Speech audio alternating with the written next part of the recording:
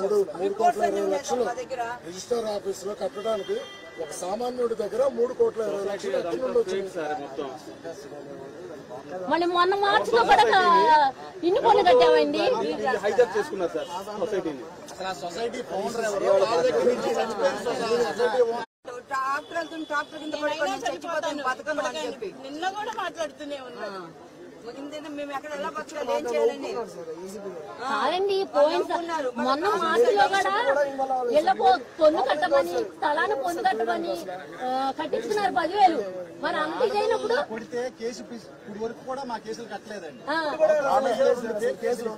Immediate గా నంబరైజ్ చేసి ఎందుకని ఇప్పుడు వాళ్ళకే న్యాయం చేస్తాం, మాకు న్యాయం జరగదా? మాకు న్యాయం జరగదంటారా? మరి వాళ్ళు గెలిస్తే వాళ్ళకి న్యాయం చేస్తారా? మరి మిగతా ప్రజలు చేయరా? వాళ్ళకి అనుకూలంగా డబ్బులు పంపించే వాళ్ళకి న్యాయం చేస్తారా? మరి ప్రభుత్వం దిగాలి కదా, రావాలి కదా. న్యాయం చేయడానికి కదా మనం ఎన్నుకున్నాం. మేము ఫౌండర్ ఎప్పుడో చచ్చిపోయాడు. ఏమైపోతాం మేము ఇప్పుడు? మా పిల్లలతో మాకు ఇల్లు లేవు.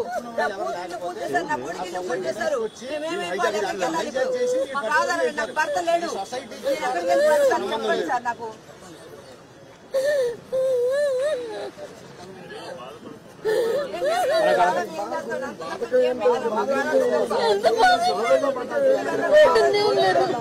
మేము ఈమె ఏదో గుడి చేసుకున్నాము మన అంతాళ్ళ దగ్గర. మొత్తం లేట్ బ్యాచ్ 400 మంది వచ్చారు. మొన్న 200 మంది వచ్చారు.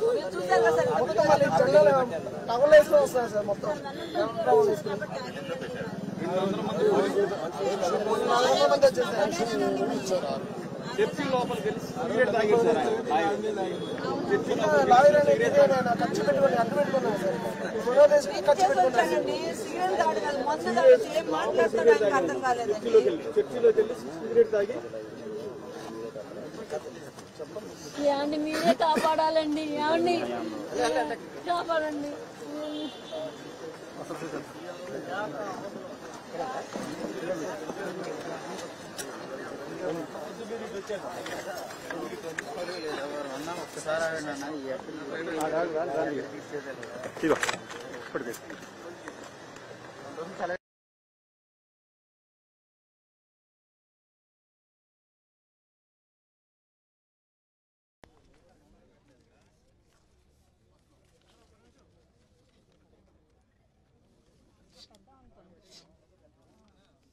వాళ్ళ నాన్న వాళ్ళు రమ్మని చెప్పండి.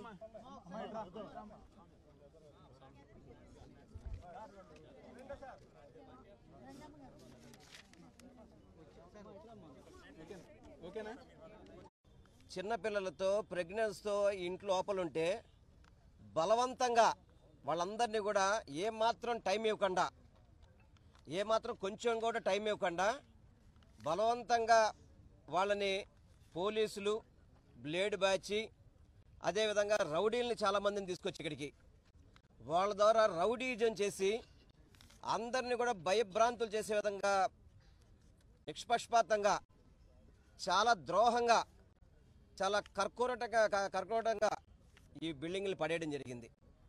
వీళ్ళందరికీ కూడా నవంబర్ 4నే డిసెంబర్ 31 వరకు కూడా వాళ్ళకి వ్యవధి ఇచ్చారు సుప్రీంకోర్టు నుంచి. అయినా కానీ వీటిని పక్కన పెట్టేసి టెక్నికల్ ఇష్యూస్ చూపెట్టి అధికార మదముతో, ఎందుకంటే వీళ్ళు ఈ ఇష్యూ జరుగుతున్న నుంచి తెలుగుదేశం పార్టీ ఆఫీసులో నారా లోకేష్ గారు కంప్లైంట్ ఇచ్చారు. జనసేన ఆఫీసులో జనసేన ఎమ్మెల్యేలు కావచ్చు వాళ్ళందరికీ కూడా కంప్లైంట్ ఇవ్వడం జరిగింది. స్థానికంగా ఎంపీ కంప్లైంట్ ఇచ్చారు.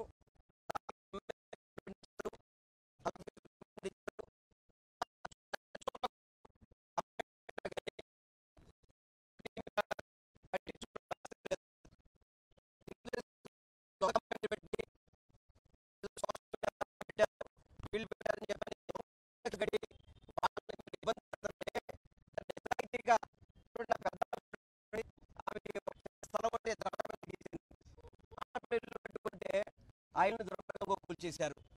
వీళ్ళకైతే బిల్డింగ్ కి బ్యాంకు లోన్ కూడా ఉంది, రిజిస్ట్రేషన్ అయింది. అదేవిధంగా కార్పొరేషన్ మున్సిపల్ ప్లాన్స్ ఉన్నాయి, పన్నులు కడుతున్నారు, కరెంట్ ఉంది, వాటర్ సప్లై ఉంది. ప్రతిదీ కూడా ఆన్ రికార్డుగా వీళ్ళు ఇక్కడ నివసిస్తుంటే వాళ్ళు ఏదో మేము కోర్టులో మేము ఆర్డర్ తీసుకొచ్చామని చెప్పని సుప్రీంకోర్టులో టైం ఉన్నప్పటికీ కూడా వాటిని నిర్దాక్ష్యంగా కూల్చేసి పాపం చిన్నపిల్లలు ఉన్నా కానీ వాళ్ళు బయట పడేసి వాళ్ళు చెప్తున్నారు మా ఇంట్లో కుక్క పిల్లలు అంటే వాటిని కూడా సస్యస్తామనండి అని చెప్పనే విధంగా ఎవరో గిరి అని చెప్పి ఒక అతనంట మరి పోలీసు అధికారులు ఇష్టం వచ్చినట్టు ఎవరైతే ఈ గోండాకు సంబంధించిన కొంతమంది వీళ్ళు తాగేసి ఇష్టం వచ్చినట్టుగా వీళ్ళని బయటికి పంపించడం అనేది చాలా బాధాకరం. అదే చెప్తుందమ్మా పెన్షన్ వస్తుంది నాకు 4,000 రూపాయలు అని చెప్పని. నేను నిన్న కూడా చెప్పాను చంద్రబాబు నాయుడు గారు ప్రతి నెల 1st తారీఖు పెన్షన్కి వెళ్తారు, అదే పెన్షన్కి ఇవ్వడానికి రావచ్చు ఇక్కడికి చూడొచ్చు కదా. ఇక్కడ కేవలం ఇది అంతా కూడా వాళ్ళకి తెలిసే వాళ్ళ కనుసన్నుల్లోనే పూర్తిగా స్థానిక ఎంపీకి తెలుసు, స్థానిక ఎమ్మెల్యేలు తెలుసు, ప్రజాప్రతినిధి అండతోనే ఈ కార్యక్రమం చేపట్టారు. ఇది ఎందుకంటే దాదాపు రాష్ట్రంలో ఇంక వేరే సమస్యలు ఏం లేవా, 200 మంది పైన పోలీసులు వచ్చి ఇంక ఇదే సమస్యలాగా దీన్ని ఈ విధంగా దుర్మార్గంగా కూల్చొచ్చా? కనీసం సుప్రీంకోర్టు అంటే న్యాయ వ్యవస్థ అంటే ఒక నమ్మకం లేదా వాళ్ళకి? అప్పటికి నేను చూపెడుతున్నారంట మాది ఆర్గ్యుమెంట్ జరుగుతుందండి, ఇది కూడా లైవ్లో ఉన్న చూడమంటే మేము చూడం అని చెప్పని ఆర్డర్ వచ్చిన తర్వాత కూడా బిల్డింగుల్ని దుర్మార్గంగా కూల్చేశారు. కూల్చేసిన తర్వాత ఎవరైతే లేడీస్ని ఇబ్బంది పెట్టి జుట్టు పట్టుకొని లాక్ రావడం కానివ్వండి, చేతులు పట్టుకొని లాక్ రావడం కానివ్వండి, వాళ్ళ పేర్లతో కంప్లైంట్ పెడితే ఇప్పటివరకు కూడా ఎందుకు కంప్లైంట్ ఫైల్ చేయట్లేదు వాళ్ళ మీద? మీరు వీళ్ళు ఇచ్చిన కంప్లైంట్స్ ఎందుకు ఫైల్ చేయట్లేదు? మీరు ఎందుకు మీరు వన్ సైడ్గా మీరు నటిస్తున్నారు? వన్ సైడ్గా ఎందుకు చేస్తున్నారు? వీళ్ళు కంప్లైంట్ ఇచ్చారు, అదేవిధంగా ఇతరులు కూడా కంప్లైంట్ ఇచ్చారు. వీళ్ళ కంప్లైంట్స్ మాత్రం తీసుకున్న పరిస్థితి లేదు. ఏదైతే ఈ రాజకీయ పార్టీ నాయకులు ఎవరైతే అధికార పార్టీ నాయకులు అండ ఉందో, ఎవరైతే దగ్గరుండి బలవంతంగా కూల్పించారో వాళ్ళు పెట్టిన కంప్లైంట్ మాత్రం మీరు తీసుకుంటున్నారు. ఎంతవరకు న్యాయం అండి? అంటే వీళ్ళందరూ ఆడవాళ్ళు కాదా? వీళ్ళందరూ ఆడవాళ్ళు కాదా అంటున్నా?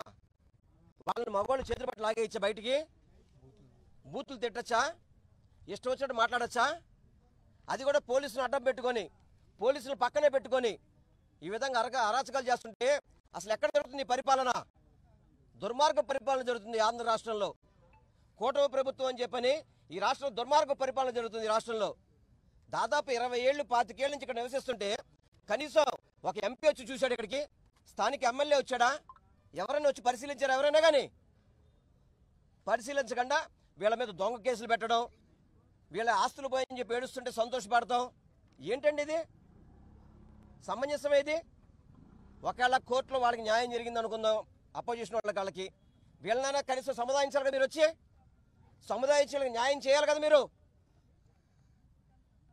చెప్తాం 3 లక్షల ఇల్లు గృహప్రవేశం చేశాం, 4 లక్షల ఇల్లు గృహప్రవేశం చేశాం మీరు చెప్తున్నారు. అవన్నీ కూడా జగన్మోహన్ రెడ్డి గారు కట్టిన ఇప్పుడు మీరు గృహప్రవేశం చేస్తున్నారు. మీరు మీ జన్మలో ఒక ఇల్లు ఎప్పుడు కట్టించారా? ఇల్లు కోల్చడం తప్ప మీకు కట్టే చరిత్ర మీకు ఎక్కడ ఉంది? కూటమి ప్రభుత్వం ఇల్లు కోల్చడం తప్ప కట్టే చరిత్ర లేదు. దయచేసి చంద్రబాబు నాయుడు గారు కానీ, నారా లోకేష్ గారు, పవన్ కళ్యాణ్ కానీ మీరు స్పందించండి. దీని మీద ఎవరైతే మీ నాయకులు ఉన్నారో వాళ్ళ మీద యాక్షన్ తీసుకోండి. వీళ్ళకి తగిన న్యాయం చేయాల్సింది. మీరు చేయకపోతే తప్పకుండా వీళ్ళతో పాటు వైఎస్ఆర్ కాంగ్రెస్ పార్టీ నాయకులు మాజీ ముఖ్యమంత్రి జగన్మోహన్ రెడ్డి గారు కూడా ఈరోజు మాట్లాడారు ఈ విషయంలో. తప్పకుండా వాళ్ళకి న్యాయం జరిగే వరకు మనందరం కూడా తోడుగా ఉన్నామని కూడా చెప్పమని చెప్పారు. వీళ్ళని జగన్మోహన్ రెడ్డి గారి దగ్గర కూడా తీసుకువెళ్తాను నేను. తప్పకుండా వీళ్ళకి న్యాయం చేయడానికి జగన్మోహన్ రెడ్డి గారు ఏ విధంగా చేయాలో ఆ విధంగా చేస్తారు తప్పకుండా. ఆయన కూడా ఒకటే చెప్పారు, వీళ్ళ తరపున మీరు పోరాటం చేయండి, ఎటువంటి సహకారం కావాలో మనం అందిస్తాం. అతను ప్రమేయం లేకపోతే ఇక్కడ ఎందుకు రాడు? ఇప్పటి వరకు కూడా ఆయన కేసు నుంచి ఇన్ని ప్రమేయం లేకపోతే ఎందుకు ఇక్కడికి రాలేదు? ఎందుకు స్పందించలేదు? మీరు వెళ్ళినప్పుడు సమాధానం ఎందుకు చెప్పలేదు? ఇది కేవలం ఈ కుట్ర. ఇది 100 కోట్ల స్థలం చేస్తుంది. ఈ స్థలాన్ని దోచేయాలి, ఈ స్థలాన్ని కబ్జా చేయాలని చెప్పని ఇదంతా ఈ నాయకులు చేస్తున్న, అధికార పార్టీ నాయకులు చేస్తున్న కుట్ర ఇది. తప్పకుండా ఈ బాధితుల పక్షాన వైఎస్ఆర్ కాంగ్రెస్ పార్టీ తరఫున మేము అందరం కూడా అండగా ఉంటాం. 100 రూపాయలు ఏదైతే వీళ్ళు కంటెంప్ట్ కూడా మూవ్ చేస్తున్నారు, తప్పకుండా సుప్రీంకోర్టులో ఏమొస్తుందో మేము అంతా కూడా ఆలోచన చేస్తాం. తప్పకుండా రానున్న రోజుల్లో వీళ్ళకి మంచి చేసే విధంగా, మేలు చేసే విధంగా మేము అందరం కృషి చేస్తామని మేము అందరం కూడా తెలియపరచుకుంటున్నాం.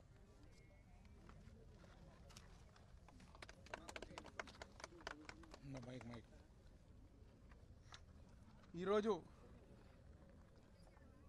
పశ్చిమ నియోజకవర్గంలోని జోజినగర్ ప్రాంతంలో కూటమి ప్రభుత్వంలో ఉన్న స్థానిక ఎంపీ కానివ్వండి, స్థానిక ఎమ్మెల్యే కానివ్వండి,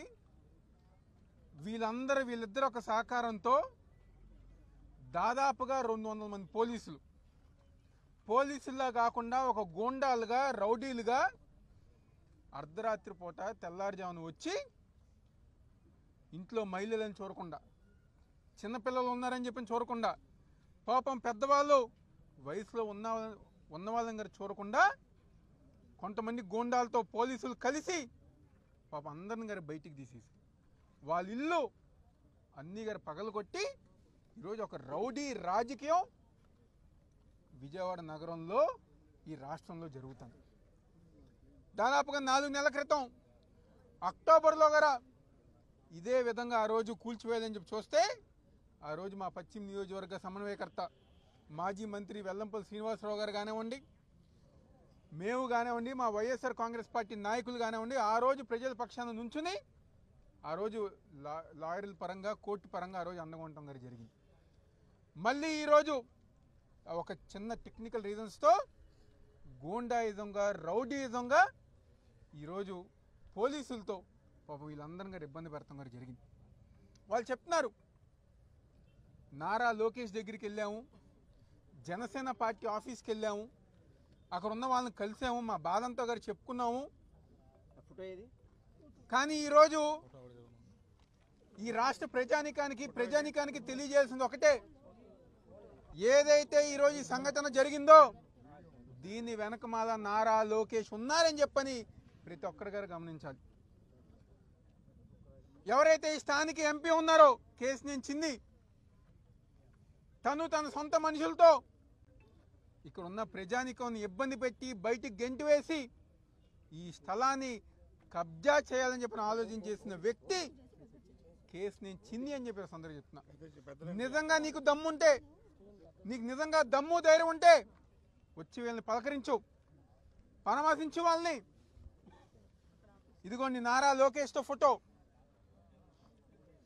నారా లోకేష్తో ఎవరైతే పాపం బాధితులు ఉన్నారో వాళ్ళు వెళ్ళి మొత్తం వివరిస్తే ఈరోజు బాధితులకు అండగా లేకుండా, ఎవరైతే డబ్బులు ఇస్తారో, ఎవరైతే కమిషన్లు ఇస్తారో, ఎవరైతే డబ్బులిచ్చి ప్రోత్సహిస్తారో ఈరోజు వాళ్ళకి ఈ ప్రభుత్వం అండగా ఉండి అని చెప్పి నిదర్శనమే ఇది.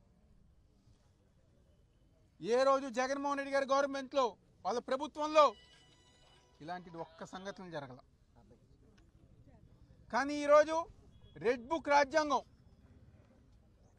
మహిళలు వెళ్ళారు, మమ్మల్ని బూతులు తిట్టారు, మా మీద దాడి చేశారు, కేసు కట్టనని చెప్పని పోలీసు వాళ్ళ దగ్గరికి వెళ్తే ఈ రోజు గారు వాళ్ళ మీద కేసు కట్టల.